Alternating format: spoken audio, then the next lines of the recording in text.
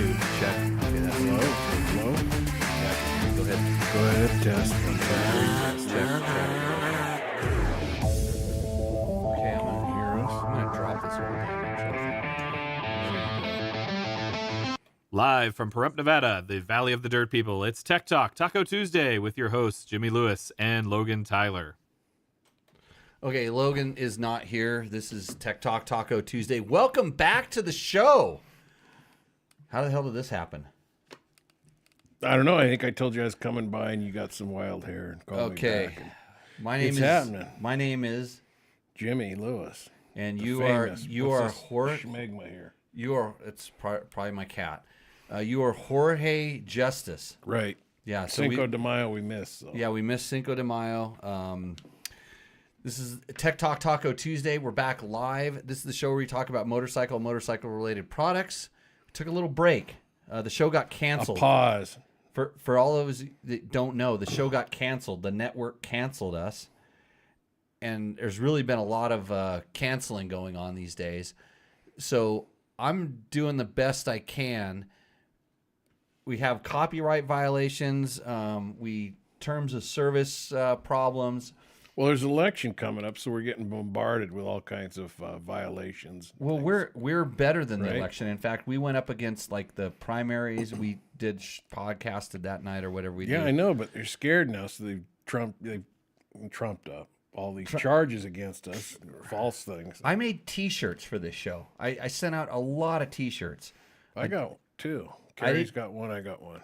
I didn't make any money. In fact, I lost money on the whole thing, which was super awesome because I paid for mine. That's I'm adverse to making money. You are. You repel money. Repel it. So and all I asked was for people to send me a picture of them wearing their Tech Talk Taco Tuesday T-shirt in a cool location, and I got none.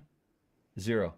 Nobody sent it back. So I'm like, I didn't remember hearing you ask because I'm in cool locations all the time. It was in the letter that I sent out with the T-shirt. Oh, I didn't read that. Of course, I didn't because I picked mine up out of the box here. You saved me. I didn't get your propaganda. You saved me the shipping. But a lot's happened. I've done a lot. I saw the Eclipse in Texas. Right. There hasn't been a show since then, I don't think. Nope. And then when was the last show? Do you know? I got busy. Aurora? I got really busy. I took on a job of being the motorcycle race director for the Nora Mexican 1000. So I had to go design and map book 2,300 kilometers of Baja Peninsula. And then I had to, I don't want to call it herd cats, but there's probably better terms for it. But I orchestrated that thing, and I had a lot to learn because I went from just kind of sort of helping with the map books and stuff to being in charge of everything, and I did an okay job, I guess. But that was taking way too much of my time, so I just had to stop some other things like this show, unfortunately. But was there an announcement of a last show or anything? No, like that? it just dropped off, and nobody cared. No, yeah, yes, no. What really happened was I did on the last show. I said, "Hey, this is probably going to be." I feel like I need to take a break. It's a lot of stuff to organize, getting the content. Like this show, we didn't organize crap. Like we were working on motorhomes today, me and you. Well, we were at dinner till 6:45, and said, "What do you want to talk about?" I don't know. That's what started. So you're working on your motorhome. I'm working on. I'm going to hop in my motorhome and take off. To our 6 people. Listening, watching, whatever. Why don't you write in? What have you been doing? What do you want to talk about? Yeah, so this show is 100% dependent on where you're going. I don't even know where we're live at right now. YouTube said we're live. There's some big changes on Facebook, so it's harder to go on to different pages. Is that Meta now? Whatever they call it. If you're not full-time into this, and I'm not, I'm a guy that likes riding dirt bikes. I like sharing and talking about, because I feel like I have to pay back a little bit for all of the enjoyment I've had, riding the dirt bikes and stuff. I have a wealth of knowledge. I like to share it, but only in small doses. So I can do it for a couple hours, once a week maybe, and help out. But I in the absence of this show, I came up with a better idea. We're not going to talk exactly about it. We'll get back to that. Yeah, it's going to be tits. Yeah, I have a I think it will be. I have a really good idea to where I can maybe stay a little more focused, and then Tech Talk Taco Tuesday will be a little bit more interview, cool guest format. So we'll do some of the same things, still talk about tech when it comes up in the questions, and then allow the other one to do what I want it to do, and hopefully it can maybe make a couple nickels or something like that. Victor's not in jail. Victor's not in jail. And Victor, okay, so Victor is 100% responsible for this show happening tonight. I don't know exactly why, but I like to blame a Mexican. Mm-hmm. It's Yeah. May. We missed Cinco de Mayo. Right. And I'll tell you what, I mean, like all you guys complain about all the Mexicans come up here and working. I went down there and worked, okay? So I'm giving it back, right, Victor? And I got some really good tequila. Oh, speaking of which, tonight's hold on. Tonight's tequila, fresh. Illegally, evidently, brought back across the border. Well, no, you can bring a certain amount, I think. Right, and I was informed that I had more than the certain amount while we were crossing the border. So this is called They forgive Tinta Negra. No, he let me go, but he said I thought you were stopped for it. And I told him what we had. He said, what are you bringing back? I go, well, a bunch of dirty clothes and 5 bottles of tequila. And he goes, how much? And I go, 5. And I go, they're like 750 milliliter bottles or what? And he goes, you can only bring back a liter per person. I thought it was 3. I thought it was 1. But because I brought 2. So you can on a motorcycle once, thinking it was 2, but it's 1 per person. But they forgave me on that too, and just said, get out of here. 40% import duty, by the way. But anyway, so you can bring 3 down. So if I want to take some fine American whiskey to Mexico, I can bring 3, but I can only bring 1 nice bottle of Mexican tequila back with me. Right. We put those tariffs on there to save America. Save America.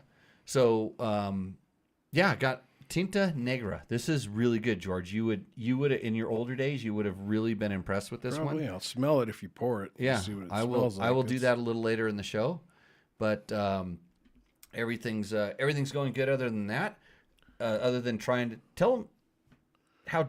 Okay, so everybody thinks I just come here and I push one button and then we're live. Oh my God. Yeah, we're sitting. Yeah.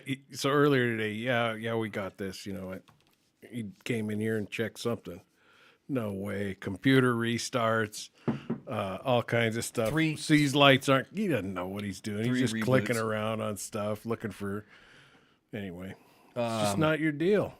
No, I really need a producer or some. You would think that with a professional looking operation like this, it's really just a giant shit show. You would think that we at one point we had a couple. I don't even remember. There were kids that used to come in here and they knew how to push the buttons. Right, better. you had all your slave labor, and some of those kids were doing it good. Yeah, that's when the show was good. But so tonight we may or may not have Matt Sutherland calling in, and if you don't know who Matt is, Matt's a rally rider. Matt is the 3-time overall winner of the Nora Mexican 1000. He was down there with me in Baja, and hopefully he called in while we were having technical difficulties. Now, Matt's not the guy that you grew up with. No. Okay, no. Different guy. That guy never got back to me. So we were going to have my buddy Roger was going to come in, and you probably just... And I'm here in case nobody calls. Right. Okay. Roger may or may not come in. I don't know. He never texted me back, but... a childhood friend, Roger, started Spike Racing, which was a clothing. He made T-shirts and clothes and stuff like that. Just out of the blue, dropped by the other day, and he also said, "Hey, what happened to that Tech Talk Taco Tuesday? We used to, him and some of my older friends, they had watched that a few times, and I showed him the set, and he's like, "Oh, I want to come on and talk about old stuff." So hey, let's answer some quick questions that are coming in before they get. Okay, yeah, let's. So this is what we do. If you ask questions in the chat, I will do my best to answer them, and then you can also check with George. Right there. See, I put you on the screen. Yeah. So you can check with George, who will often try to correct me, although he's never as correct. I just listen for. It's good to see RL and Josh, Utah Desert Riders there. Do I know any of these people? Do Victor, they know me? They're still going. Victor is still working. Okay. Yeah, that's good. Yeah.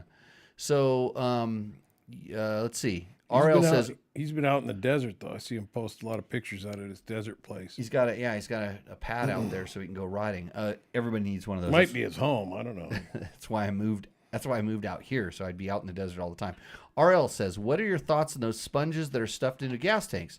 Do they reduce the sloshing around, or are they snake oil? So you're talking to a guy who has tested that extensively, especially on our rally bikes. And I'm someone that's picky about putting a front disc guard on my front wheel. And I felt like I felt like that affected the handling of the motorcycle, one of those bigger, oversized, like front disc rotor guards. And I'm picky about skid plates and all this stuff. The fuel cell foam, believe it or not, and we tested on the BMW rally bike. We went to a hole because we were so worried about losing the smallest amount of capacity that we were willing to go without it. And if there was a way that you could get the fuel foam to stick up on the top of the tank, which we did, it's good. So it'd only be in the upper half of the tank. Not because the bottom doesn't really matter. There's not enough in there to slosh around. That's what we found out. But the way that they, anyways. So does it make a difference? Does it help splashing? I think so. Did I really feel it? I'm going to say on a scale of 1 to 10, it was like a 0.5. Really low return on investment is what I would say. And especially with so many different, whether you have the quality control on the foam that you're putting in there, the different types of fuels that we're putting inside of tanks, the fact that stuff can break down and that's just more crap to get stuck in fuel filters and all that stuff like that. I would say that the return on investment on that is very low. And that's with an ultra sensitive butt dyno type of guy. Right. It as far as handling aspects of the motorcycle, I didn't notice it. On certain tanks, it made it really hard to see where the fuel level was. If it was a dark tank, like our tanks that we were putting them inside were aluminum, so you couldn't really see. So they literally had to take the tank off and pour the gas out to measure it, where usually we could look inside of it and see. There's a Seinfeld episode about the sponge. There is. I think, Elaine was determining people were not sponge worthy. Victor will probably be familiar with that. Somebody would never put a sponge in their tank. Ultra thick front tube versus standard tube with sleeve of old tube wrapped around it. Okay, Sean. So here's again. This is just and if everybody wonders like how I can answer these questions, it's years and years of experience. I've probably tried this before. I've watched people try different things, and I'm just pretty much no nonsense. And I say it like it is. Some people would like to have me say you really should have known, but you don't. And that's why you're asking these questions. Ultra thick front tube versus standard tube with a sleeve of old tube wrapped around it. There is so much potential for failure and pinching with this system because the tubes are sort of designed to fill up the certain volume. And when you cut another one and then stuff it in there, you're shrinking that volume, and it gets tubes that are in there to start folding. And when they fold and then you pressure them with air, you're going to have spots that are more prone to getting pinched, because where that fold is, if you hit something right at that spot, that fold has already begun to pinch or go in a weird way. And so in the times I've seen this, and it's funny, I never did this because we were out in a trail and we pulled someone's tire apart, and you could see where, you double tube this thing. Oh, how'd you get a flat? And you could see where it slipped between the tube and the tire, and it folded over that, the cut tube. You could see where it had been folded for a long time and it wore, and then it just got hit there, and that's where it pinched. Wouldn't do it. And you're not you don't run the ultra thick ones anyway. You just run the heavier ones, heavy duty. For almost the same reason that I've found that when you're running, the weight disadvantage is big, and it's rotational weight and everything. So there's a big disadvantage with the ultra heavy duty tubes. I run a heavy duty tube, which seems to help mostly kind of, they pinch less, and they're a little bit better in thorns and stuff. But the ultra heavies do the same thing. They just kind of, sometimes they don't fit inside of the tire, and more so the fronts than the rears. I don't know why the fronts are always really problematic. with those. But that's kind of I've just been lucky, and I never get flats hardly. well, And when it is, it's a nail. yeah, Something that's just going to spike through it's it. gonna go through most anything. And the double tube may help a little bit in that sense, but I've seen more problems from it than I've ever heard success stories. So They don't break down supposedly. I don't know. That's from RL. I'm not sure. yeah, What was that from? The tank stuff or the I don't know, but both probably. We're talking about everything. Our wildflowers this spring? Ride slower and enjoy the scenery. Yep, it's pretty green out there right now. I noticed that coming down. Well, it Amongst it was really green, but for the Black Death of the solar fields that they're putting in, oh yeah, coming over from Vegas, and I was looking at those and so intrigued by how many of those are going in that I didn't see the river that's running. so the flowers and stuff were amazing, and it was really spotty. It was kind of funny because it'd be an area, and then you go like 5 miles away, and then it was dry, but it was spotty. But I tell you what, when we were down doing stuff with Nora, when I went down there the very first time in December, and we got Matt Sutherland calling in, so we're gonna go ahead and take this, but I'll finish my story. Hey Matt, welcome to the show. Here, can you hear us? I can. Awesome. Thanks So for having me. I'm gonna Can the finish. audience hear I'm gonna it? finish telling a story. Hopefully, the audience can hear you as well. Oh wait, I got Yeah. a volume knob here. Which one is it? This one. There we go.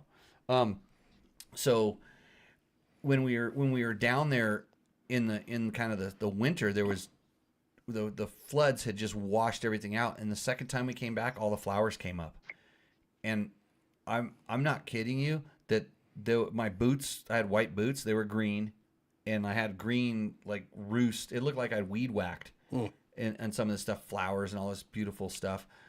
I was spreading the seeds, is what I was doing. I was really worried about when the race came. If these things freaking keep growing, that it's some of these sections that were like fourth and fifth gear really fast, we're going to be really slow, like second and third gear, because you know why I always tell people this. You know why the flower grows there or the bush grows there? There's a rock. A rock stopped the seed. You just don't know how big the rock is. So think about that the next time you blast through a bush. But Matt Sutherland, 3-time winner of the Nora Mexican 1000 overall on a motorcycle. Welcome to Tech Talk Taco Tuesday. Thanks. It's good to be here. Are you familiar with the show? Yes, I am. I am. I'm sorry. Yeah, we. Yeah. I'm glad you got through the technical issues there at the start. What part of the world is Matt from? It was Matt's Canadian. So You up in Canada now? I'm a Canadian, half Australian, half Canadian. Oh, So, what part of Canada? I live in Vancouver, British Columbia. Oh, which okay. is right on the doorstep of big mountain range and endless riding. North You could Seattle, ride- right? Yeah, yeah. Close to Seattle, not as many crackheads. Congratulations on your win. But Thank you. way better riding than Seattle up there. You guys have a pretty good stash.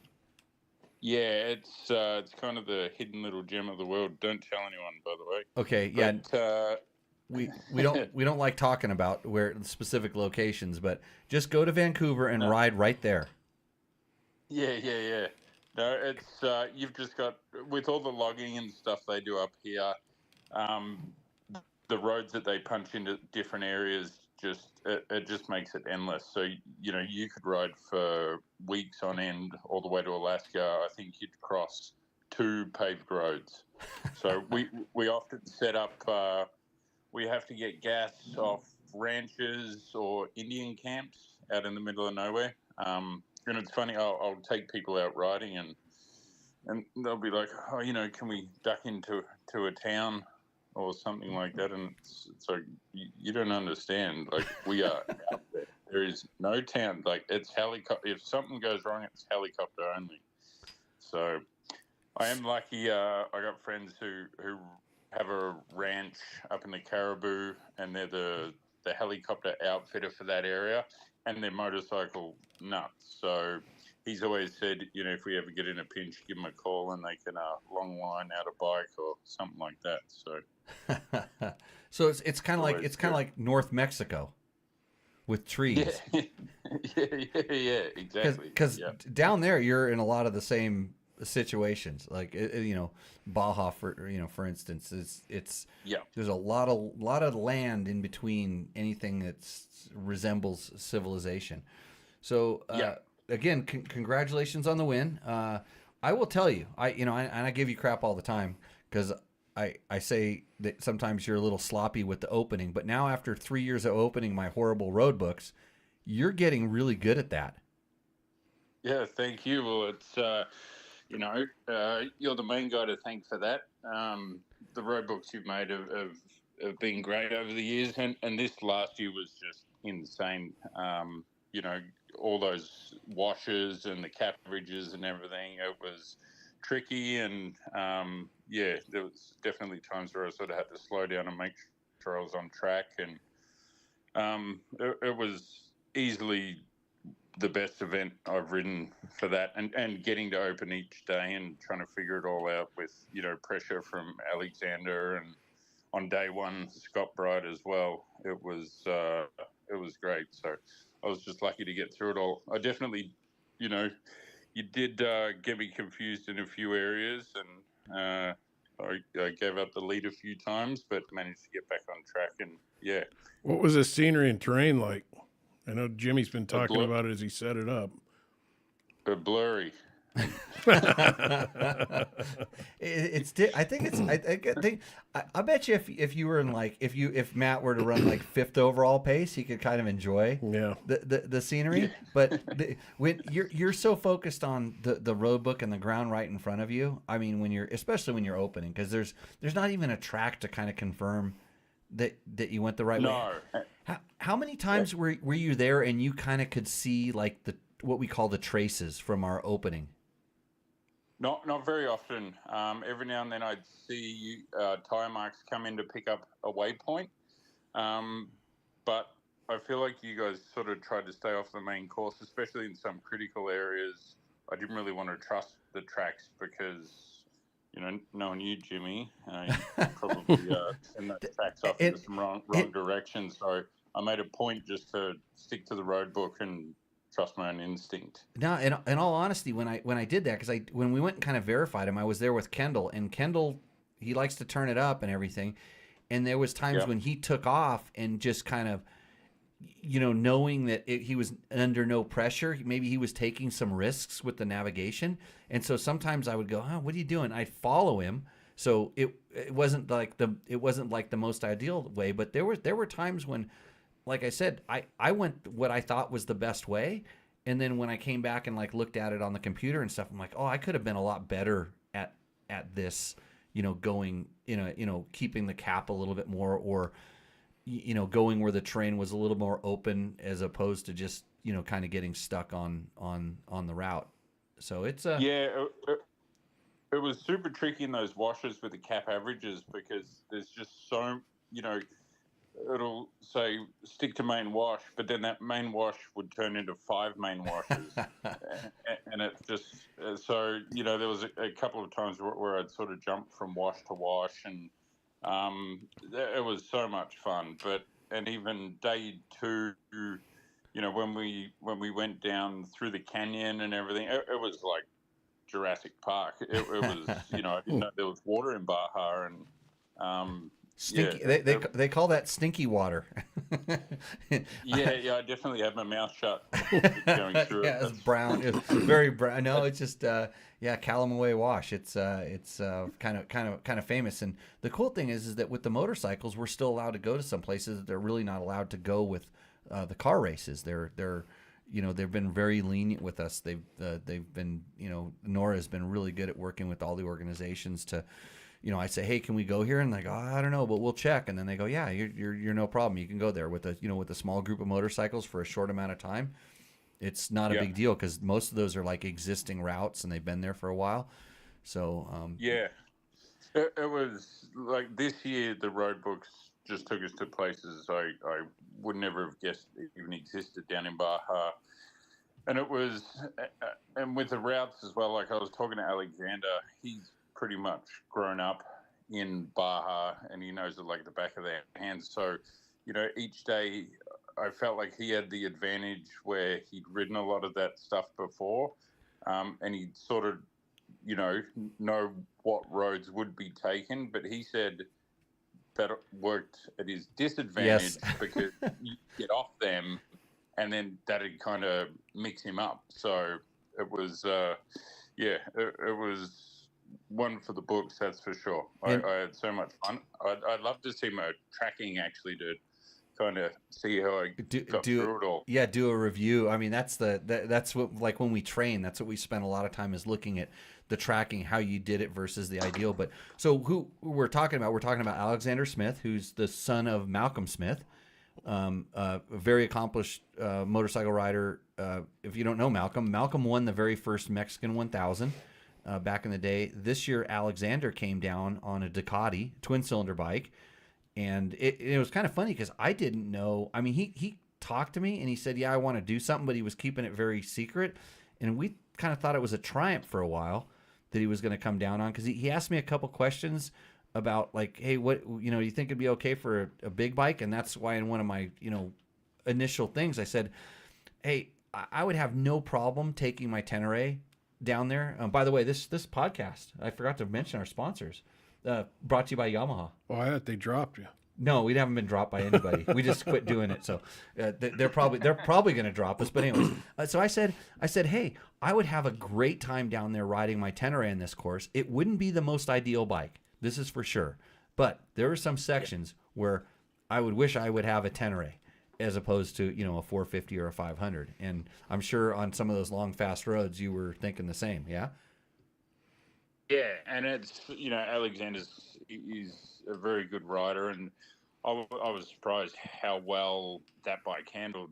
Like, as I said earlier, I'd make some mistakes and he'd get by me, and I sort of get stuck in his dust, but seeing that bike work was so impressive. I was sort of shocked at how good that Ducati was, and I wish he did show up on a Triumph, because it would have sort of probably put my stress levels down a little bit.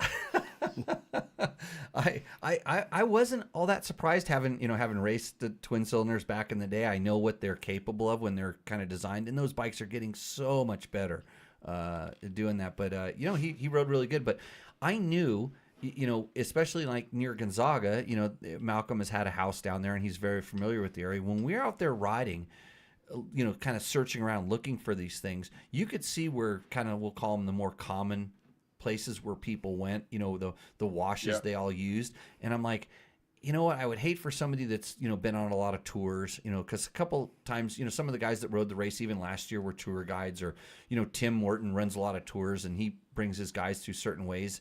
And so I tried to not go there, or if I used it, I was going to go somehow make it different. And I actually was filming. I was running around with my GoPro, and Alexander that's right. got really familiar with this one road, and I turned you off down a wash. And I got there, and I'm like, I saw your track turn. You made the turn just right. And then I saw the other track go straight, and I'm like, oh, I got to park over here and wait here, because he'll either figure it back. He'll figure it out. And like 2 minutes later, he comes hauling ass back down the road, goes to where he should have turned and took off. And I remember asking him afterwards, he goes, you weren't supposed to turn there. And I go, no, on my course I was. Yeah, no, so I think that helped me out, so thanks for that. But it's we rode one stage in the morning, and he's like, oh yeah, I was down here riding this like 3 weeks ago. I was like, you bastard. So, right. But just in that area. But I think it was the day we left San Ignacio, you sent us through that really tight section, and it had all the berms. It was super windy, and it was all just sand berms for like 10 kilometers. It was almost, it was so much fun. You could just rail the corners, and it was super tight. Was it up on a ledge? Oh, okay. Yes. It was kind of up on a shelf above the ocean.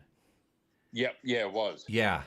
Oh yeah, that was I remember that because I was riding with Kendall there, and that was and that's a whole bananas, Kendall. Yeah, that's the whole thing. You know, when I, when I've been able to put on like extreme enduros and different things, and even when I was building mini bike races, I always built the course or the track or the route that I wanted to ride, and I don't just want to go ride crap. I mean, I mean, even now I don't really race at all, but I go ride races when I know that that race is going to be someplace that's going to be special or something that you ordinarily wouldn't get to do. And so when I put these things Yeah. together, that's sort of the way. And the last 2 years when I've been involved, those weren't really my courses. Those were kind of the courses we sort of had to use just based on the way that Nora was, and I don't want to say they didn't trust me, but they didn't know me that well. And Yeah. and then not this year, but last year they let me make a couple deviations. And Yeah, well, that's sort of, I noticed that from the first year I went and did it. It was, I'd say, sort of more basic, still super fun, but more sort of main roads and trails with not too much HP. And then the second year we had like that single track that wasn't even really single track, but we had to HP through the cactuses, and so I knew all those areas that you got to kind of have fun with the road book. And then this year I was kind of on the fence because I had some other things going on, whether I'd come down and race it. And then I heard that you'd had full run of the road book, and I was like, I'm not going to miss out on this. And it was exactly what I expected. Like, there was not an inch of shit riding yeah, in that. oh, there in that whole race. there was 12 kilometers. Yeah.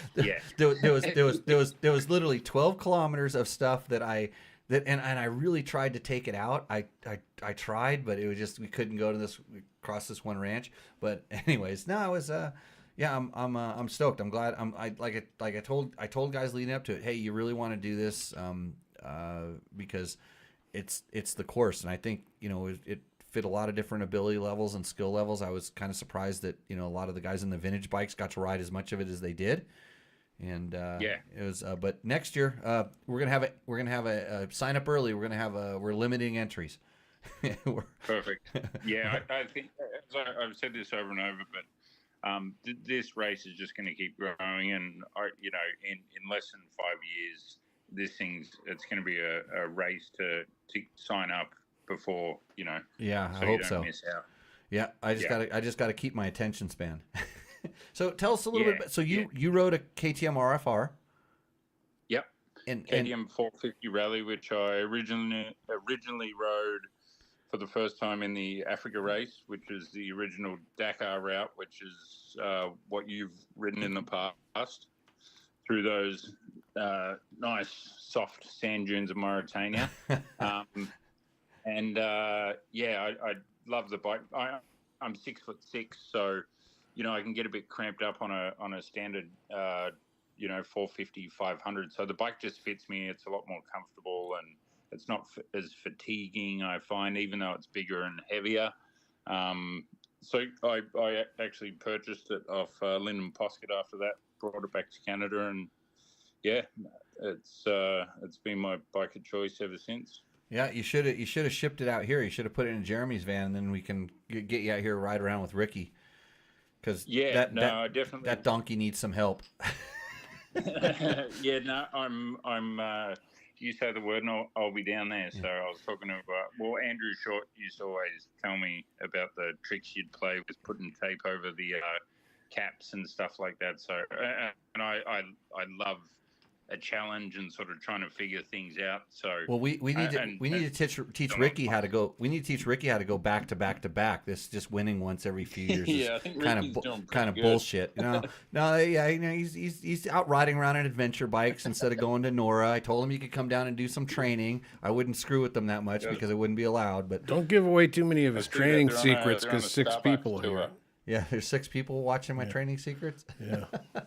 So, anyways, yeah, it's they've all been copied. People have seen them, and it's nothing new. It's what the interesting thing about rally, as you know, is that you have to be prepared for the unexpected, because something is gonna change or be different, and you have to be adaptable, and you have to kind of know how to go back to the basics. What am I doing? I need to know how to ride my motorcycle. I need to know how to navigate. and then just kind of go from there. And I guess you need to know how to change your oil filter properly, right? Yes, yeah, not strip bolts. That was panic stations. I have more steel weld on the bottom of that oil filter housing. Yeah, it's like a So, tennis ball, but it held up, and God, hey, that was lucky. so good we had the late start that day, right? Oh, I kissed on the dick. Hey, I'll bet you it was even better seeing Mike Shirley as the new race director that morning. Yeah. Yeah. It was funny. Yeah. No, it's good. It's great to have Mike Shirley down there, the cat herder. Yeah. So he's Yeah. great, and I think the other thing, as you were saying before, the thing with rally is too, like, people need to stick with it. Like, in the beginning, you make so many mistakes, but all those mistakes are learning, and you put all that together, and over time, you kind of build up this system in your head that works, and yeah, rally is just something that's super fun, but the more patient you are with it, the better it'll become, and the faster you'll get, and the more you'll enjoy it. Yeah, I couldn't have said it any better myself, because I do a lot of training with guys, and they come out here, and especially when they're doing their first road book, they're horrible. It's pathetic, and it's hard to explain to them that, like, that's completely normal. Like, they're all like, oh yeah, I'm gonna go out and I'm gonna get this and I'm gonna have a good time, and they're like, no, you're gonna hate yourself. You're gonna just go, yeah. I did all this training, but you're asking yourself to do, like I said, you're asking yourself to ride a motorcycle proficiently, and then it's kind of like texting and driving, but driving really fast, and the texts are just getting bombarded at you. That's exactly how I explain it to people. It's like texting and driving at high speeds without steel around you. Yeah. And it's it's my rally sort of started. I had friends up here in Canada that talked about the Sonora Rally and these things called waypoints and all that. So, and I thought when they said, you got to open a waypoint, I thought it was like some treasure chest hidden at the top of a sand dune. And I was like, what? That seems weird. So I went down to Pahrump and rode with Scott Bright was putting a training on there. So right. That's why I was kind of bummed that Scott Bright's motor blew up on day one, because it was kind of the student versus the teacher kind of scenario. But yeah, it all started down there in Pahrump, and that's where I met Justin Morgan, and from there, we got road books off Scott, and we went and wrote a bunch of road books without any computer systems, which I didn't know at the time, but helped dramatically, because you really have to be on it. So, yeah, it was just, you just got to put in the work and start figuring it out. And the other thing is having Rally Navigator and making your own road books as well, because then you can kind of, at a race, you can get inside the head of whoever the road book creator is. If you've made them before, you sort of understand the tools that the person that's making it has to work with. Because sometimes I get a lot of questions. They're like, well, this road book didn't make sense, and I'm like, well, but and then the questions they ask clearly let me know that they don't understand how the tools I'm able to use to guide them there, and even going back that in the older times, but when I started racing rallies, it was open GPS. I was allowed to have any GPS I wanted on my motorcycle, because they didn't do anything. You could type waypoints into the GPS, and so part of my my map book, they give you the map books. They give you the first 6 days of map books, and part of what I had to do is go into those map books and with a key, almost like texting in the old days, but worse, because you're just using a round pad on a Garmin 3. You had to put the waypoints into your own GPS, and it would for sure point at the waypoint, but it was 150 kilometers away, and it was 3 mountain ranges that you had to go around, so you couldn't just follow an arrow. When you got close, the waypoint would like help you get through some sand dunes. It would make sure you went to the gas, but it wasn't like now we have waypoints to stop you from, because now with so much technology, a lot of times you can figure out, hey, the road book goes here. Well, I don't need to go there if there's no waypoint there. So we have to put a waypoint there to make sure you go there. Or now we're making the navigation tricky enough to where you need a waypoint to guide you into that exact point so you can almost reset and be on the right track again. Because like you said, there's 5 sand washes, and if you're 2 over from the ideal one, that's not going to end well in another 5 or 6 kilometers, because now you're going to be 5 or 6 kilometers off to the side. Yeah, and I did that exact thing in Africa. We came out onto this big lake bed, and they warned us in the morning, but I didn't really listen or whatever, and follow faint tracks, and you got 10 kilometers and there's a well to your left, and I thought, shit, I've outsmarted everyone here. There's no tracks here. And then it was 15 kilometers to the fuel stop, but the tracks didn't kind of line up. But because of that well, I was like, I'm on track. I'll just follow the cap heading and I'll be able to see the fuel stop. I lost 2.5 hours that day.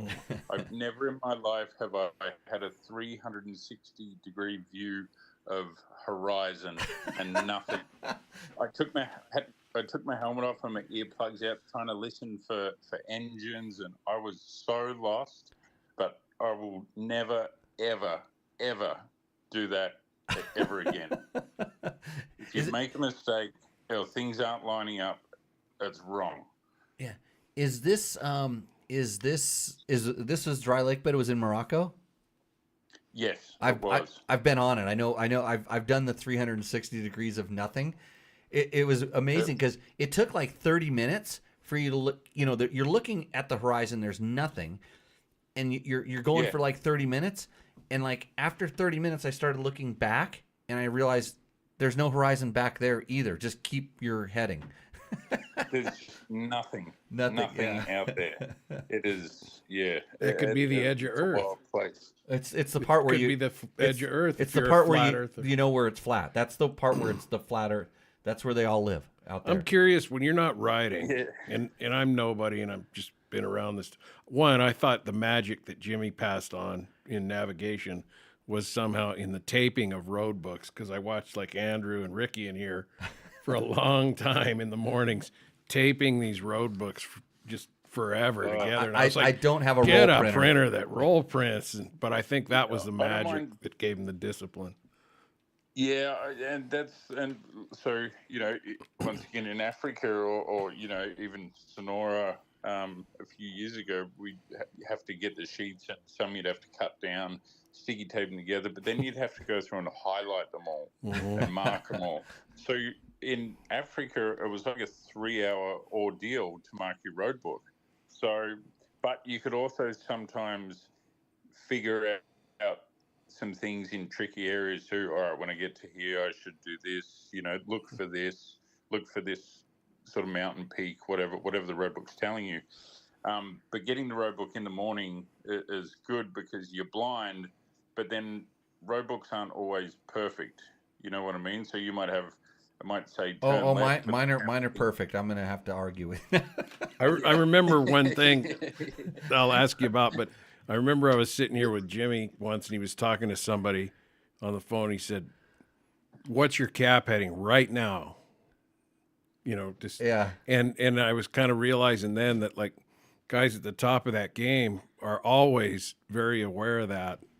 And I'm curious, like when you're not riding, what kind of time, distance, speed exercises go through your head when do they, when you're going places, and is caps and all that always running through there, and about how far you are going? And yeah, no, I definitely do that just in day-to-day riding, and especially with the degrees. If I know I'm heading north, I'm like, I'm at 0, and then I'll make a turn, and I think about that stuff all the time. I know I was in the car with Jimmy once, and we, I had a phone or whatever, and I was asking, how far do you think that those mountains are? We're going down a highway, and, he threw something out there, and, we checked it with the instruments later. Conversation's going on, gets distracted. I'm like, how far do you think we went now? And he spits something out, and it's right in there. I mean, it wasn't very far, out. They call that idiot savant. JP, no, J, Oh, the Jimmy positioning system. JPS. Yeah, that too. Yeah, but Yeah. mostly idiot, but Yeah, mostly idiot. I like to rely on the idiot portion. Hey, well, I'll tell you. I find tell you. I've also learned based on sort of the speed you're at, what your braking distance is too, as if you're coming up a corner. Although that's a good one. That one saves your life. But this is the stuff we teach like in our riding school about braking distance and how to figure this stuff out. It's all experiential learning, and people learn it a little bit different. And I don't know why I have that skill. It's probably because I just, when I was supposed to go to like, the how to deal with people and talk nice and whatever, and I just said, I don't want to do that. I want to know how far it is to that mountain. You didn't get that skill. How to talk to people. How to talk to people. Yeah, I missed that one. Hey, Kyle McCoy is asking, and Kyle McCoy is a Moto finisher in Dakar.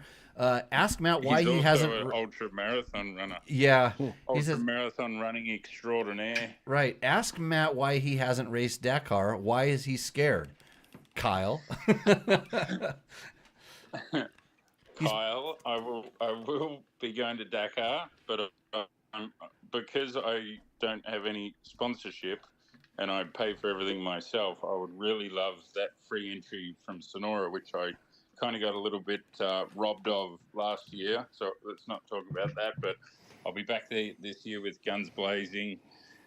Whether I get it or not, you got to make a shameless plug of how people can fund you, and maybe one of our 8 listeners right now will pass the word on. 200 million. Slap the like button. To go race rally. So if anyone wants their branding on my bike, I'll tell you what, it's yours. Right $10. here. Yeah. This guy. I know a guy who's got well, he told me how broke he was, although he did buy me dinner. Thanks, George. I would just say that Kyle, I'm pretty sure, like most of us, he was scared of the budget. That's probably the biggest. That's it. It's the budget, and like I also feel like I've got unfinished business in the Africa race, so I really want to go back and do that. But it's, I'm also one of those people that I don't think I could ever put up like a GoFundMe. It's just not the kind of person I am. I'd just rather go to work my ass off and try and make it happen myself. But I think, so that's where, if I can come up with some ideas and, sell some real estate on the bike and on my jacket and stuff like that, I'd love to go to Dakar, and I'd love to do it Moto, because I'd love to suffer. And I think based off who I raced in the Africa race and what the times and stuff were, I think, if things went smooth, I could do fairly decent. So we'll see. Oh yeah, no doubt. Hey, one thing to check in though, check with Sonora to see if they have the Moto entry thing. I heard something about that. Yeah, it's a point. So I read up on that the other day. So it's turned to a point system. So you need to have, because Darren mentioned that at the Nora thing. So I'm still a little bit confused by that, but they sent out a bulletin on it, and it still said if you win that class, you can get the free ticket, but you have to have earned a certain amount of points from racing FIM races, which I should easily have, because I did the Andalusia Rally Africa race. Right. Even though it's a competitor, it is a FIM sanctioned rally, and then the Sonoras as well. So that's my understanding at the minute. But regardless or not, if I don't get it this year, I'm going to make it happen. So yeah. Right on. Yeah, that's hey, if you need a water boy at the Africa Eco race on a twin cylinder bike, give me a call. That's something I would go. What about Alexander? Well, him too. I mean, you don't want that guy. He's he's never been on a Dakar podium. Okay, I got some cred. Yeah, that race is just like, it's unexplainable how wild. Like we're in northern Mauritania, and it says caution, stay on track, landmines. Like you don't get that anywhere else in the world. That makes it really freaking exciting. Yeah, they called him back. When I went to the riders meeting on the second day we were in Africa, they said, be cautious of the dangers. There's a lot of dangers. Don't get off the track because there's a lot of dangers. And then a truck blew up because it ran over a danger. And the next riders meeting, they said, oh, we have to clarify in the English meeting that dangers mean landmines. And I was like, oh, thank you. Yeah, good thing I learned something that saved my life today, not yesterday. But yeah. Well, we got to the Mauritania border, and Mike Johnson got off his bike and he starts walking over to the side of the road to take a leap. And all the security guards come running, and they're like, no. And he's like, what? And then he looks up next to him, and there's a sign with a guy getting blown up on a landmine. So, yeah, you literally ride across. And this was, because we don't see this in the United States or like for Canada for that instance. You are riding across borders with countries that are currently at war. They are literally, and so you're going across, and when you ride across one way, the guns are pointed in one direction, and you get to the middle, and the gun starts pointed at you, and you ride right past them, and they're waving and cheering just like anything. But man, that whole area in between there, I wouldn't. That dead zone in between Morocco and Mauritania is like something out of Mad Max. Yeah, gnarly. So. Anyways, well, hey Matt, super congratulations. I'm glad that like I said, I'm glad that you did so well. I was a little concerned when Alexander started turning up the heat there, and I'm like going, I hope he doesn't know Baja as good as he knows Baja, but I hope that my course, because it progressively got easier, the navigation I felt, as we started going farther down south, it got a little bit easier just because mostly we didn't have that much time to explore down there. But trust me, I'm going to try to figure out how to leave a bike down in Laredo or Cabo San Lucas and spend a good portion of time to find the nitty gritty down there so that I noticed Alexander was talking to you about a different road into Cabo as well. So that'll be interesting. Oh, he's actually telling me him will be able to give you some pretty decent insight down there. Yeah, he was telling about a single track trail, and unfortunately we can't really use like single track trails and things like that. But we talked about some areas that we both explored a little bit in, and it's just there's a lot more down there that has a ton of potential. And I'm really, like I said, I'm excited to be able to go down there and make the course, even better next year. So it'll be a lot of fun. Yeah. So you're gonna have it's gonna be great.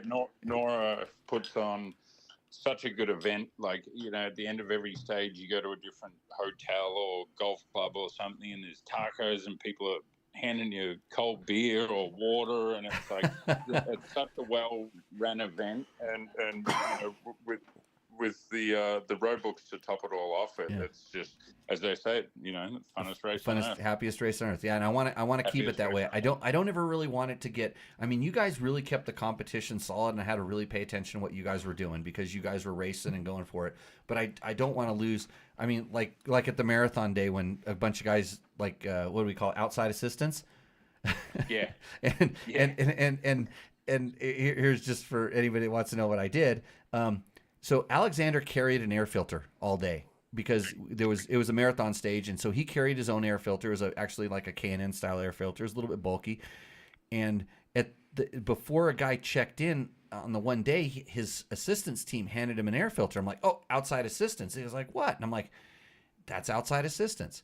And it's marathon stage. You can put gas in the bike, nothing else. But we don't want to prevent people from being able to continue on. So if you had a problem with your bike, go ahead and work on it and take the penalty.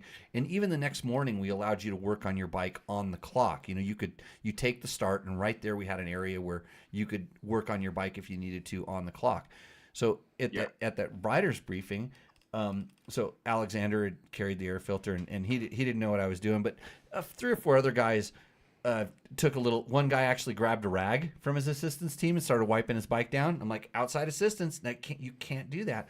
And so there was 2 or 3 going in, and so I said the next morning, I said, hey, we had a couple of guys get outside assistance penalty. And I looked at the rules, and it said the race director is allowed to make a severe penalty for outside assistance. And so I said, Alexander, you carried your air filter all day long yesterday, and you put it in your bike. Like, how much time did that cost you? And he goes, and he wondered, and I'm like, no, how much time did he goes, didn't cost me any time at all. And I'm like, oh, come on. He goes, no time at all. And I'm like, okay. I was using that as an example. he thought he was going to get in trouble. You were trying to point out the effort it takes to pack it. Yeah. But this thing, it's so. And Go ahead. But to clarify that, it was the stage you'd done, so he wasn't on time. But we had you have a certain amount of time to get from the finish into the liaison. Yeah.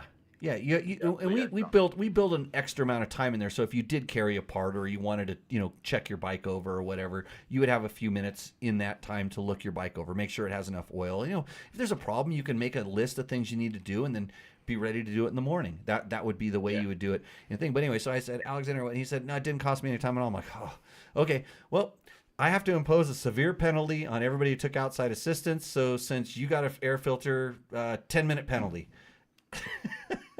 These guys were like, oh. And the penalty literally is a severe penalty up to and including disqualification. And that's not the spirit of NORA. And then even after I did that, I said, okay, 10-minute penalty, and you're not allowed to touch your bike. These guys got their road books. We handed the road books out. They walked over to their bikes and started pulling their road books out. And I walked around.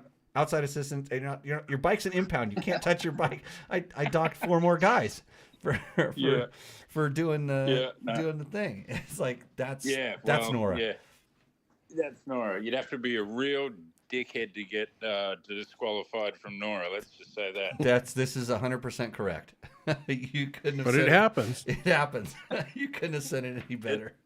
So, anyways. Well, Jimmy, it's been a pleasure, but I'm dead serious. If you're putting trainings on or anything down there, I'm there. You just say the word. And just start figuring. You put through some mental pain in the lead up to Dakar. That's for sure. Oh no, we just need to train. We need to train Ricky some more things. So you'll be very helpful in this. Yeah. Andrew started working for the other team. So now we need some more quality people around here. Yeah, I saw he's back on the rally bike. Yeah, so you can't stop that guy from riding. He wants to. Yeah. All he wants to do is go riding, and if he's riding factory bikes, even better. So yeah, good he's for the nicest him. guy. He's the nicest guy in motorcycles. Yeah. Oh, as long as you're not racing against him. Yeah, that guy will slam you. I know kid's got some of those skills too. Yeah, his kid too. He's taught his kid that, and his kid tries to take me out of my own flat track. So, anyways, hey Matthew, thanks for calling in, and congratulations, and we will talk to you in the near future. No worries. Congratulations on another successful NORA. Awesome. Okay, talk to you soon. So everybody, that was Matt Sutherland, the winner of the NORA Mexico 1000. Awesome to have him call in and chit chat. So a good time. We got a couple questions here. We're gonna go back. Sean Elliott says, "I will buy a T-shirt. I may have more." But I'm not a T-shirt salesman, and I didn't start this podcast up to sell the extra 10 that I still have. Janie just poured Jimmy a shot of really nice tequila, and she poured herself some too. Thank you, Janie. If you don't know the history of the show, I started the show in Janie's bar, which was Romero's bar, Mexican food in Pahrump, and she ran the bar there. She allowed me to come in, and this is where it started because someone said, "You can't do a podcast." That was pretty... Well, I showed them, didn't I? Yeah. Now look at me. That was pretty rough there in front of the mariachi guy or whatever. Yeah, we used some props and stuff like that. Chris Capazucci says, "Where can I get a TSP head in the U.S. since they're all out in Australia?" Well, since I have no idea, I'm just going to answer you and say that, let's see, if you're in the U.S., go to Canada. They're probably hoarding them up in Canada, but they're underground. I didn't get into. Could be hard to find. I didn't get into it with Matt about how they live underground. Oh, this time of year though. Well, that's why they go to Mexico. That they come out like Punxsutawney Phil. Okay. What are the little critters? The groundhogs. Groundhogs? No, the grasshopper thing. Grasshoppers. We have grasshoppers here Locusts? now. Mark Daniels says it's been a while, but he's back. Me too. He hasn't missed anything. Yeah, don't worry. Yeah, and it's not because we haven't done that. And Total Tech says, "Is that an XR100 engine?" Yes, this is an XR100 engine that's right behind me. right up there. It's hard to see. And behind George, that's a CR80 engine. And the interesting things. Can't see that at all. It's kind of off to the corner. You can see it in the corner of the shot. The interesting thing is those bikes both belong to Johnny and Jamie Campbell. When he was moving around, he brought these bikes that had been outside of his house laying around. He brought them over to my house, and they laid around the outside of my house down in California. And then I just drug the bikes out here, pulled the motors out, cleaned them up. And, yeah. So, actually, you know what? Wait a minute. Oh, I don't know. That may not be Johnny's XR80 motor. That might be a different motor that has some other stuff, crazy stuff done to it. Throw a TSP head on your 300. Let's see, because Chris says just picked up a 24XC300. What mods would you recommend to increase the over rev? I feel like the bike signs off power a little bit too fast between second and third gear. So, Chris, I have not ridden the 24-300XE. But I did ride the 23, I believe it was. Or maybe I rode an early... No, I rode 23. I'm getting confused on my years and stuff like that. And to increase the over rev... Ooh. That's a good one because the TBI, the fuel-injected bikes, they rev a lot farther, but they go flat. Like I think they program them. They program the fueling in there to make it so that you shift. They don't want you to really rev the crap out of it. So I would probably the easiest thing to do is change the gearing. Try just going up or down a tooth in the rear sprocket and see if that kind of helps out that kind of stuff. That would be my suggestion. And there's a couple more. Oh, Ricky Brabeck says 71 pages waiting for you, Jimbo. I got some competition for you, bud. I got Matt Sutherland's coming down, and we're gonna teach you a couple things. So bring those 71 pages down here. We'll tape them up and see where they go. Strong tape, is that the key to winning the Dakar? Yeah, and I need you need to buy a Tech Talk Taco Tuesday T-shirt, or we're not friends anymore. So, anyways, good on you. Hey Ricky, did you hear how awesome of a training Nora would have been? I mean, I know you went riding adventure bikes and everything like that, but it's just like I did that already. Johnny's trying to figure out what adventure bikes are all about, and we're all good. So, and Victor wants to know if they're Playboy pages. Playboy pages on what? Yeah, I don't know. on the pages that Ricky has printed out. Oh, those ones. So, anyways, he says he'll be there next year. Yeah, put it in your budget. We're having limited entries next year. Entries, we're putting a cap on entries, so you better sign up early. And we're not doing the Mexican 500. No motorcycles in the Nora Mexican 500. We're going to full concentrate on doing the 1,000 next year. So, the other thing we should do on the show, slap the like button and subscribe. Subscribe to this channel, Dirt Bike Test. Oh, send up likes and subscribe. Yeah, you're still trying to get that. Huh? Do it on the YouTubes because it really helps. And subscribe, and then click on whatever links we send you, because then people think we're important.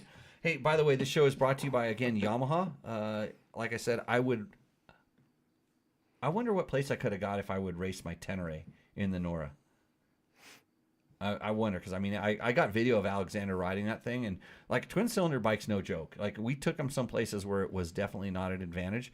I have some pretty cool videos of them, and Ducati was down there, and they had a whole crew that was filming and doing whatever they could. They got some awesome photos I saw, so they'll probably put something together. And the other person that was down there was Justin Dawes from Cycle World Magazine, and a little bit close to my heart because I was the off-road editor at Cycle World Magazine back in the 1930s, a long time ago when the wheels were made of stone.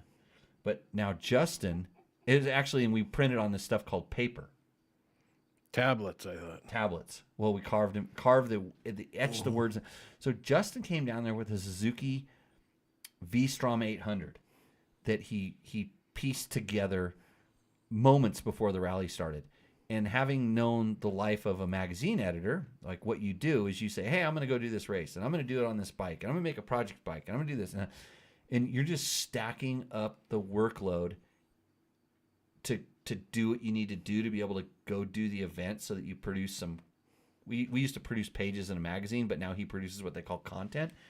And he worried me because having done that before, like my first Nevada rally, the first time I ever got to do the Nevada rally, and my goal was to go get to Dakar. And this was the opportunity to, hey, show some European guys that were over here that, hey, I can ride this thing. So, but I had to make an excuse. I built a Kawasaki KLR 650, which everybody was riding XR 600s at the time or 628s. And I'm like, well, I got to do something different to make it into a story. So I did the same thing. I got a big Achirby's tank for my KLR 650, and I figured out the gearing that would work and mounted up a handmade hand roll Achirby's lunchbox mapbook thing, and proceeded to have some moments of brilliance capitalized by just utter failures, which mostly was my clutch constantly slipped on the bike, and we couldn't. It took 2 days to figure it out because when I was pulling these tall gears, the clutch was always slipping and always generating a little bit of heat and slowly disintegrating. And I cooked like 3 motors and basically, almost tossed my Dakar dreams in the toilet because all I ended up was on the bottom of the results sheets. I had nothing good. But Justin did really, really well. I mean, on a bike that's not designed to be doing competitive rallies.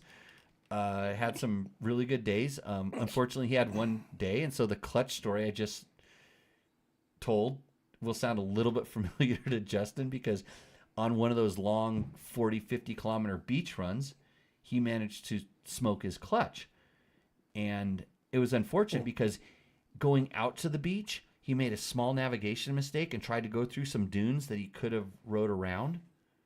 And those dunes are really tough, and he got the clutch just hot enough to where it probably expanded a little bit. And then when he got on the beach, it started slowly slipping and slipping and slipping. And when he went to turn off the beach, all of a sudden his bike made 0 power because there was no clutch. Speaking of the Tenere, Big John just entered Carson City? That was stupid.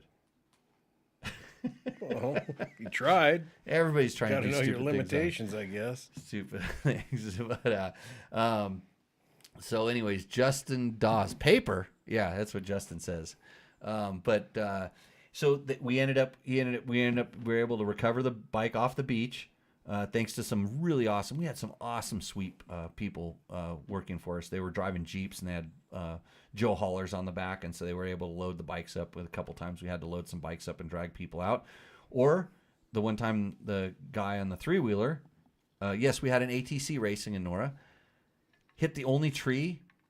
Like, I think within 100 miles, he managed to hit a tree, and unfortunately, he broke his collarbone.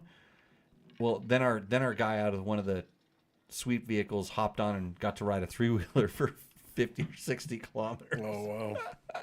ATC 250R, they say 3-wheeling's a good feeling. I got one. Yeah. Maybe you should do Nora next year. Balloon tires and all.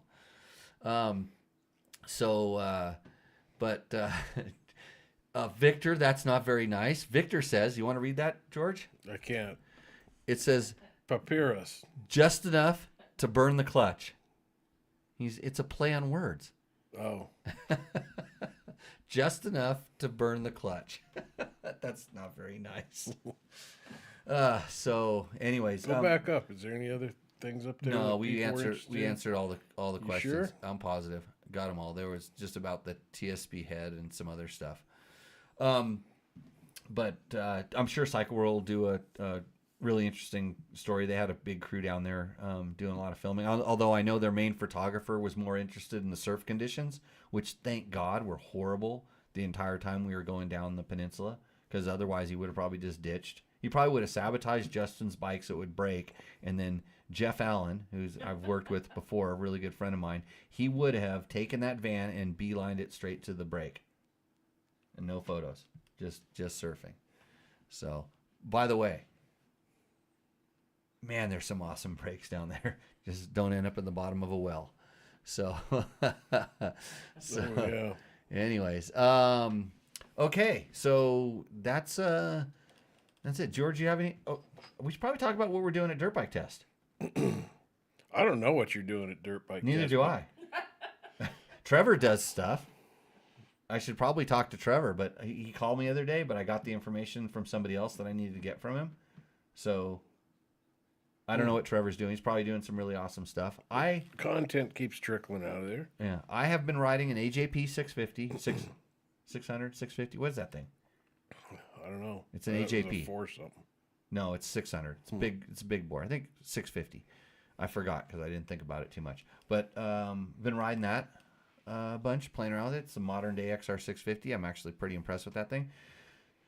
I've been testing moose balls, the foam insert moose balls. I've been testing the air moose. So I've been doing What's a kind an of air moose? Explain that. air moose is just another moose. It's a moose, but it's called air moose, and it's lighter. It's supposedly lighter than the other ones. So I've been testing that. I've been testing some Bulletproof Designs wheel sets. So all these things were on my bikes when I've been riding around down in bunch in Baja. So I've just been putting time on them and paying attention to how they worked. And then the counter shocks. You know about this? Mm-hmm. So it's an inertial damper that mounts up on the fork. And I kid you not, the more I use that thing in certain conditions, like in the choppy rocks and on the UTV bumps and stuff like that, the more and more impressed I am about it. And I'm actually now I'm starting to do a little. So in the beginning, I took it on and off and put it on some bikes, different bikes.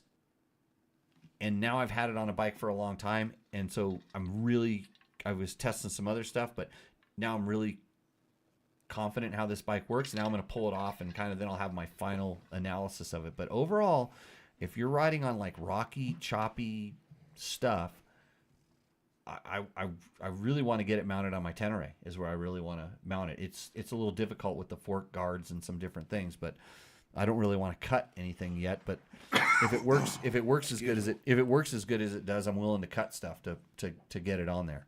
So that's kind of a cool thing. So yeah. Is there a short film or video coming out for Nora, I guess is what Victor's talking about? I'm sure Ducati will put something out. I'm sure that Cycle World will put something out. So yeah. Should be a lot of content coming out with you in it, shouldn't there? No, not my content. I'm trying to squash that on the internet. So I'm trying to keep my content down to a minimum. Evidently, it's out there. Hey, if you see any good videos of me out on the internet, please send them to me. Yeah, send them back. And not the one where I'm dressed up like a girl on that fan page thing. You know, I looked just today. I looked up all-wheel drive adventure bike. Right. In Somebody that steal that video? video. Yeah, Well, the one that somebody Jim stole shot. it. The one that Jim shot. And that's the one you should have monetized. 3.5 million views. Yeah, Unreal. yeah. Slap the like button. I'm gonna do better content stuff. So I got, like I said, we're gonna. Can't let you No, you pour your own. Oh, boy. You're a bartender. Well, Don't drop it. Was. There we go. So, anyways, June 7th for Cycle World video. Wow, you guys are on a schedule. That's super professional, Justin. Hey, I should probably get you. You want to call into the show right now? Just give me a nod in the chats, and I can probably text you somehow. I have a thing here. George, carry the show. Carry the show where? So, anyway, we were on a little pause for some legal issues, and lots going on. Like I said, been to Texas. Justin's good for calling in. Does he have your number? Your I'm phone working on should that be right now. ringing. Yeah, hopefully he'll call in because I'd like to get his take on the whole thing because I probably told the story wrong. Oh, no doubt. You always there's I don't like to talk about myself much, but yeah, there's one side of the story, the other side of the story, and then Jimmy's version of the story. here we go. That's it. Hold on. Justin Dawes, you're live on Tech Talk Taco Tuesday, the worst podcast that talks about motorcycle products and things related to motorcycles on the internet. How are you doing? How's it going, Jimmy? I'm I'm doing awesome. Good. So, I'm sitting here at home just replaying all of the Nora 1000 and all the mistakes I made and how I could do a better job next year. okay, so this was your first rally raid event. Yes. Okay. First time riding a V-Strom 800 in heavy dirt conditions. Yes. Yeah. The only other time I've ridden the V-Strom 800 was at a press launch in Sardinia, which was basically like dirt roads, fire roads, and that was it. And that's what they called off-roading. And from wine to cheese to wine to cheese to grapes. yeah, exactly. Yeah. Yeah. To espresso to espresso to espresso. Right on. Hey, well, congratulations! You did really good. I was like, when I saw, I remember when they said, "Hey, there's a bike that's like lagging behind," and oh no, that bike stopped, and then I'm like, who was it? And I'm like, oh shit, 323, that's Justin, and I'm like, I'm like looking at where it was, and I'm going, if he made it through the stuff right before that in the first place where you had to come off the beach. I'm like, how did I've just kind of like going, how did that happen?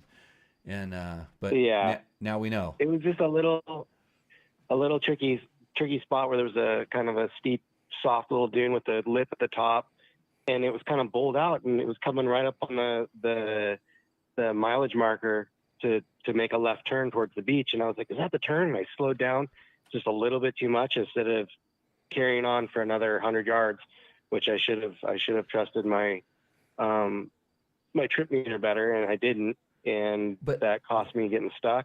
It took me a while to get out, and I had someone help push me, and we finally got out.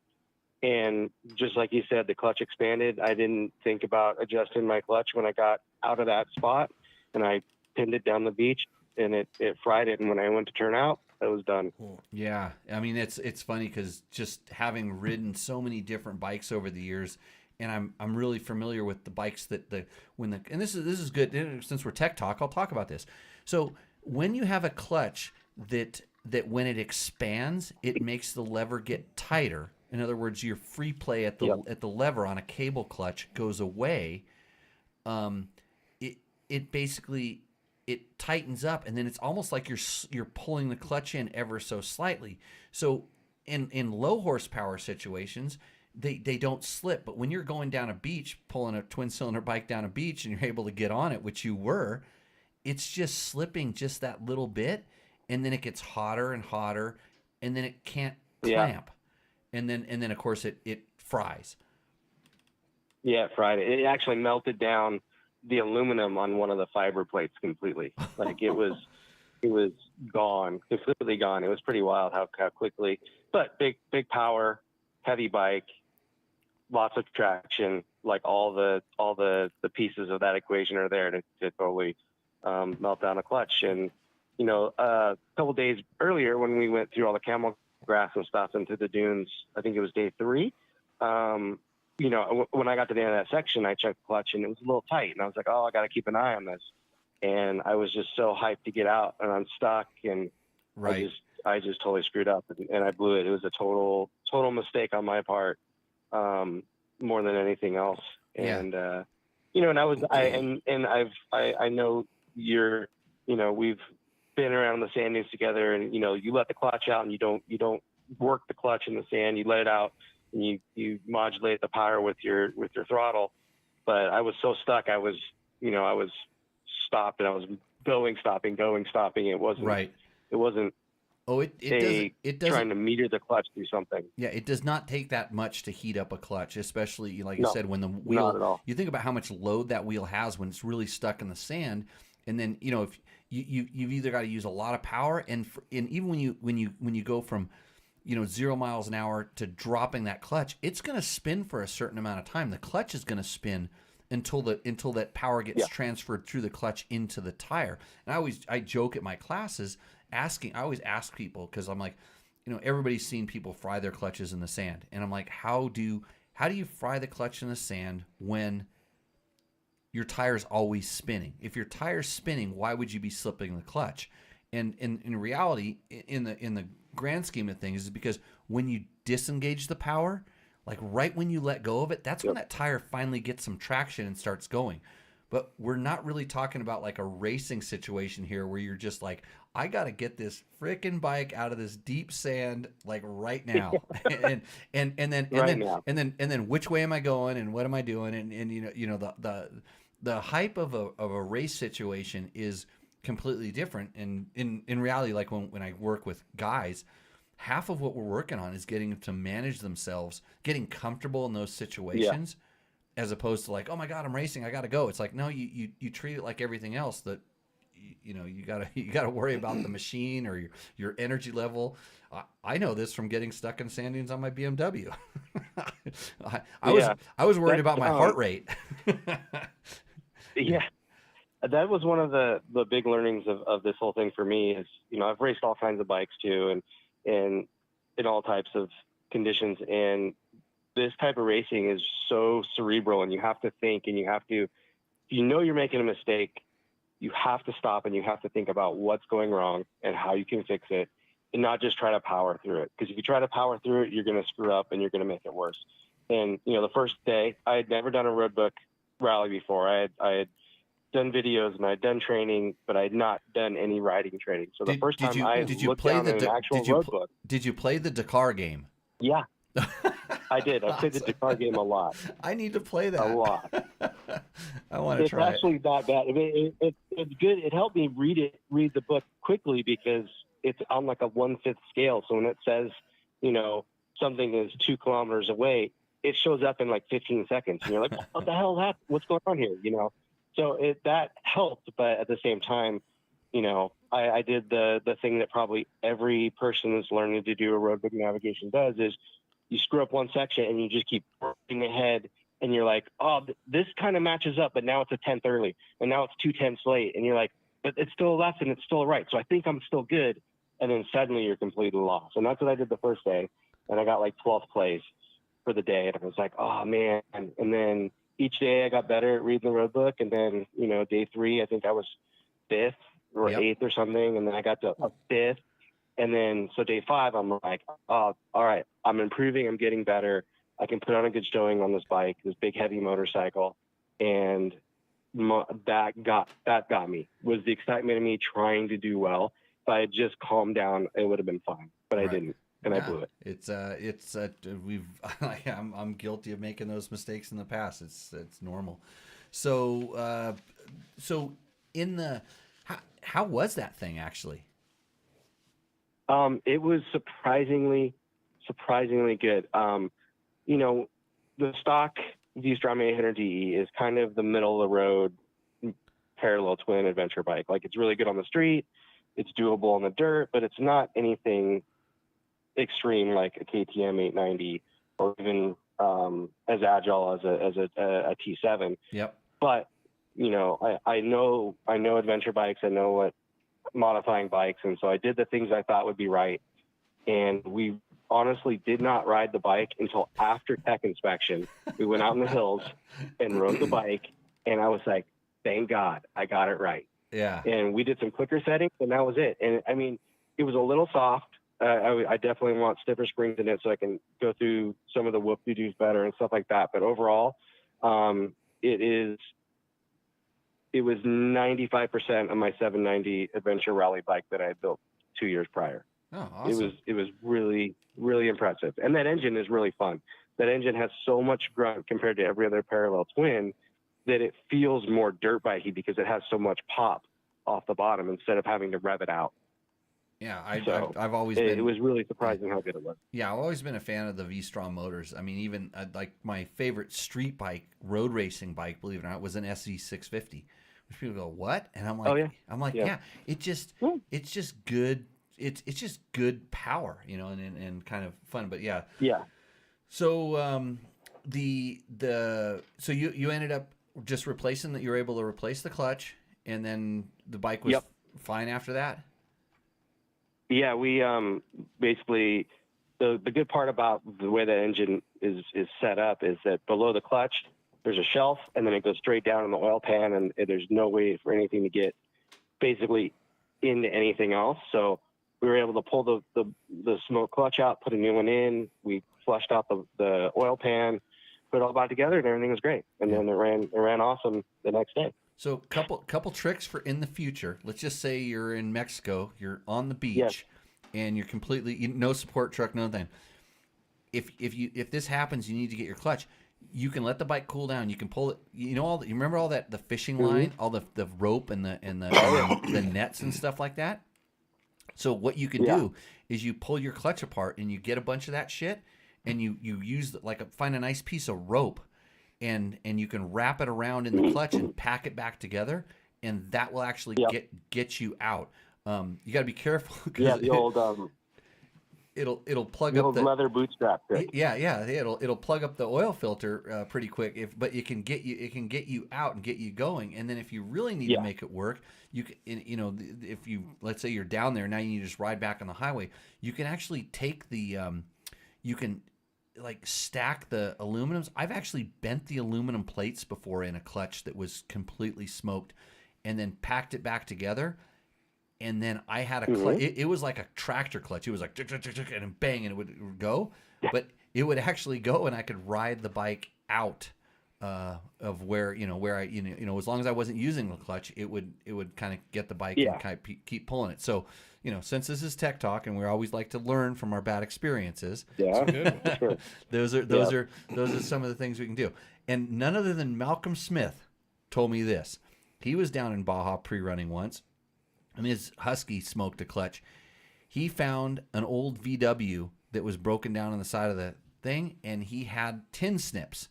And he cut a plate out of the body of the car that locked the clutch.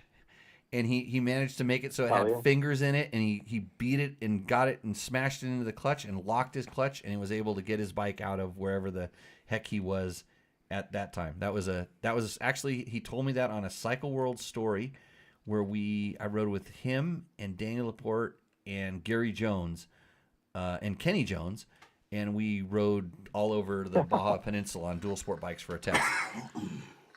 Yeah, it's super rad. Yeah, the fun things you get to do as a magazine guy. It's an awesome job for sure, and I'm already figuring out ways for next year. And it sounds like I may be doing some other rallies as well. I may go to Sonora Rally as well this year. So I'm totally hooked. I love the thinking aspect of it, and to me it feels so much. This is probably not the right word, but safer in Baja racing a rally than doing the 500 to 1,000 where you're pinned all the time. Like you get it. You get a warning. Like you get a danger, and you get a speed limit when things can be sketchy, and there can be cross traffic, and it takes a lot of that apprehension out for me. Racing that quickly on something that heavy in Baja, it was absolutely incredibly fun to ride, even when I was suffering. And I would say it's one of the funnest motorcycle races I've probably ever done in my life. Cool. Yeah, I appreciate that. And I mean, that's why Nora got a hold of me, is they wanted to make it. They were having a lot of problems with motorcycle riders getting injured and stuff. And it's a lot of things that it just has to do with the way that Rally Nav is. When you go to the road book, all of a sudden, there's no pre-running. So you're not alerting the people that there's going to be a race at some time, because then they will come. So you notice there was places where they knew you were coming, but not like in Score, where they're no, definitely not. And then the course kind of doesn't get beat up because there's 30, 40 motorcycles going past it. It's not really kind of an impact. And then since you're kind of going slower because you are having to navigate, I mean, you can still go fast. Between the notes, you're going really fast. But the reason you can go fast there is because you're just doing your terrain reading. And I always say it's kind of like it's sort of like a pre-run, but you're doing it in race conditions. In other words, you have the infrastructure of the race that's there that's allowing you to do this, but since you're kind of stopping each day and you still have to train read, you haven't memorized this section of course, and it allows like some variation where lines get developed, like Matt was talking earlier, and these big sand washes. Yeah. If it was a marked course or it was a GPS line, everybody would ride the same line. It would turn to crap, you know. But now that the bikes are all fanned out over this distance, you hardly, you know, we're just spreading flower seeds. It's going to be beautiful down there next year. Yeah, it was really nice. Yeah, it was awesome. You know, and that I knew exactly what sand wash she was talking about. You know, and the same thing, because I was jumping the same thing. I was like, I think I'm too far right now. I'm going to move over one sand wash to the left, and then, well, that was getting pretty far over too, and the cap heading's changing quite a bit. All right, I'm going to move over one more, and then I was online, and and then we hopped up onto the road out of that big wash, but on day 2. But you know, really, like, you know, I want to do some more stuff with Cycle World and help promote, especially the NR1000 rally race for bikes, because it's epic, and it's everyone that races desert should be doing this. Yeah. I don't understand why you want to go pin it and pre-run run the same section 8 days in a row to race it the 9th day and, you know, and go, you know, balls to walls when you can do this. And it's so much more enjoyable. Maybe that's just, we're getting old. I don't know. No, I mean, I guess I did get old, and then I started riding rally, and I realized, why did I do? I mean, I know why I did all the other stuff, but once you know, you don't really want to go back. So no, definitely not. We're preaching to the choir here, so we'll stop. But anyways, George, you got any questions for Justin? No, not really. It just I'm happy for you, because a lot of the things you've been saying over the last couple of years about this rally, these guys are confirming it. It was good, and you got these top dogs like Matt, all the way back to, you know, your neighbor, my friend Jeremy, you know, and kind of, you know, everybody, and they're completing it and having a good time. Right. Even some of those guys in the vintage bikes, which I think those guys got in way over their head, with some of those bikes and some of their riding abilities and stuff. And that's where, and I appreciate the feedback you gave me when I did send the thing out to the racers and stuff. And I definitely will talk to you about that. You know, we do want to have more of a safari class for motorcycles to allow them to come back, because I mean, one of the coolest things about Norway is some of the historic and older vehicles, and I mean that XT 500, that was a cool bike, and the guy that thing was cool. That guy was ripping. That guy was ripping. He was doing well. One of them. I think there was 4 guys riding that bike. I don't know, because one of the guys. He was just sleeping underneath a tree when we came out to get him, and it was like, when we got him, and like, what's wrong? His bike doesn't start. I'm like, it doesn't start. So we loaded. He goes, no, I'll start it. And he started it. And then he rode back in. I'm like, what? Okay. The guy that he started ahead on, I don't know what day it was. It was probably the second day.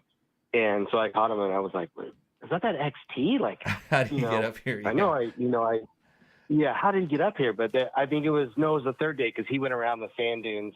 You know, he took the shortcut around the sand dunes, the opt-out section. And then, so he was in front of me, and I was like, but it took, like, he wasn't, that guy was not going that slow. And I gave him the thumbs up as I finally got by him. I was like, you're doing awesome, dude. Like, I gave him props when I saw him at the end of the day, because that would not be a fun ride to be going real super fast on. On that course, it wouldn't be that bad. I mean, definitely there's, I don't ride vintage bikes. I like to ride a vintage bike about a mile. and because generally they're not short of power, but the brakes really suck. And then they handle like who knows what. But it's just like, okay, now I remember what it was like, and there's a reason why we make better ones, and I'm going to ride the better ones. Exactly. And the guy that customized that XR400 thing, that was a whole nother. Oh yeah. That was a whole nother, like, that was quite wild. I'm kind of hoping he rode it home, like on the street, because he had the street tires on it. Yeah. So. Yeah. And then the poor. But anyway, the poor guy in the Honda MR175. I saw that on the tracker, guy on a 175. I think his points went out or something like that in his ignition, like his ignition fried or something. Yeah. And I mean, I'm hoping that it was because the thing is like 40 years old. I'm hoping that's why it went bad, because I think if that bike was brand new, just rolled off the assembly line, I don't think there was anything on that course that would prevent that bike from riding it, in my head. No, I don't think so either. No. The course was was really fun. I mean, there was difficult sections, especially on a big head. My bike weighed 473 pounds full of gas. So there were some sections that were difficult for a big bike. But at the same time, like there was a lot of like really nice virgin trail that was really bitchin'. I think there was just a few places where there were some whoops and stuff where I was like, oh yeah, I need to make this thing stiffer here. And there was a few, places where we were going kind of cross grain to the rain reps and stuff where I was blowing through the shock pretty hard, trying to chase down the guy who was in front of me on an XR650. And I just watched him kind of like just pull away at like 5 miles an hour faster than me all the way across the desert. And I could see him for, 5 miles just getting further and further. And I was like, but it was all I could do, and I was like, if it was just a little stiffer, I could catch him, but I couldn't. So, do you know what? Be careful with that. Just having spent a lot of time on adventure bikes and trying to make them work, because if you make the shock stiffer, you'll find out that the swing arm and the frame isn't stiff enough for that, or the rims, for sure. something like that. I would say if you're bending the rims in those things, you got to watch out. Hey, do you know what Alexander Smith's bike weighed? His Ducati. Yes, it weighed 10 pounds more than mine. Oh, really? 483. Wow. Yeah. He made it look lighter than stock, that. Yeah, his bike was much more stock than my bike was. Obviously, stock. The V-Strom weighed 507 pounds, Mm-hmm. so I pulled 34 pounds out of that bike, where I think they only pulled like 5 or 10 off of the Ducati. Yeah. So that Desert X is a rad. The Desert X Rally, that's a rad bike, and he had a nice machine to start with. Yeah, no, I had a little more work cut out for me. Yeah, I was super stoked to see twin cylinders. Like I said in some of the videos your guys shot when they were kind of wrapping it up. I'm like, there's a soft spot in my heart for someone that's willing to try a rally bike, a twin cylinder rally bike. Because when I was riding the single cylinder rally bike in Dakar, it's on video. They were filming with the helicopter, and I'm like going really fast. I thought it was really fast at the time on the single cylinder bike, and I'm like going, I don't know why anybody would want to ride a twin cylinder bike. I can't see how you'd want to be going any faster than this. And I really said I would probably never ride a twin cylinder bike. And then I rode one. And we're looking on his laptop, this bitchin' photo of Jimmy. My screensaver on his blue Galois cigarette sponsored bike. Maybe the Canadian can get a cigarette sponsor. Yeah, maybe get a cig sponsor. Yeah. Hey, they're cigarettes for children. Ours. His was camel. Had hints of cigarette sponsor. His was a. Yeah, he had the kind of the camel logo on the Suzuki. Yeah, it's pretty cool. I got a sticker. I'll get you one. George will sponsor you next year. I'll get you more. Yeah. So. Yeah, no problem. Yeah, awesome. We've got some shirts and stuff too. So cool. Are you back in Costa Rica? Or are you still in the States? No, I'm in Costa Rica. Costa Rica. Yeah, I flew home from Cabo to Costa Rica. Oh. So. Oh, you made your support crew do all the work, getting all the stuff back. Factory rider, dude. Full factory. Life of a factory rider. Factory magazine. Yeah, enjoy it. That's right. So awesome. Yeah. Hey, they all took time. Jeff stopped and surfed a bunch. I think everyone kind of took 4 or 5 days to get the peninsula and enjoyed the trip back home. So cool. They all had fun going home. Well, hey Justin, thanks a ton for calling in and giving us a little update on how your thing went. And we will, I'm sure we'll keep in touch. Yeah, thanks again for running an awesome race. It was honestly one of the best races I've ever done in my life, and I've raced all kinds of things in all kinds of places, and this was one of the best. Cool, thanks a lot. I really do appreciate that. Okay, Justin, talk to you soon. See ya. We started a little late, but we're coming up on 2 hours. Yeah, Justin Dawes from Cycle World. I can't call it magazine anymore. They're just Cycle World now. It's a digital. It's a digital thing. So they do videos and they do print. No, they do content, lots of different stuff. So I was Cycle World for 12 years. I was the off-road editor. Actually, I was the shop boy. I started as a shop boy, and worked my way up to being the off-road editor, where I was responsible for doing like 1 or 2 pages a month was my job description. And then the internet's ruined my job. So look at me now. I'm just an internet whore. You are. So everybody, hey, thanks for joining back in. Slap the like button, share this with your friends. We're gonna keep Tech Talk Taco Tuesday going. Maybe not in the same regular format, but maybe a little bit more interview format, like we were just doing. I got something better for the super tech stuff. Much better. Much better. It's gonna be awesome. So, would you say the new format's gonna be? What's it going to be? More interactive, or more? Is it going to be live? Are you planning on being live? I think it's going to be live. I think it's going to have a very interactive component to it. Like the questions will be answered in real time, and in that way, and it'll be I gotta make it so it's like less work on the front end and the back end, to get it working. So that's why the show will be tits. I think it will be. Yeah. Okay. Your plan's pretty good. Okay. So with that, everybody, Mark Daniels, it's great to see you back, buddy. And I cannot express how much the Tintenegro is a good tequila. It was worth almost having to pay a 40% import duty on this one, for sure. And how many moto classes are there in NORA for the 1000? So we have a listen to this. So we have a pro rally and an amateur rally, which are no ages, no bike restrictions, ride whatever you want. Then we have a 50 class, a 60 class, and a vintage class. And vintage is pre-1999. And then we have a three-wheeler class. Actually, it's open to quads, believe it or not. So it's 3- and 4-wheel class. So those are the motorcycles. We're talking about doing a twin-cylinder class. We're talking about doing an XR class. So it'll include any bike that was designated by Honda as an XR. You can ride it in this class. So these are things we're all talking about for next year. But hey, congrats to I'm like I usually do with names, Larry. I can't remember his name. 69 years old, finished 4th overall. Sounds like you're gonna need a 70s class if he comes back. You could do the 70 class, but we're not going to do a 70 class. I'm really racking my brain trying to remember Larry's name, but 69 years old, 4th overall. And you know how he did it? Jake Augubright navigation training. Yeah, so Jake, Dakar finisher, Jake Augubright. He sponsors Jake when Jake goes and does Dakar. So Jake was down there being his support bitch and helping him out and everything, kept him in line.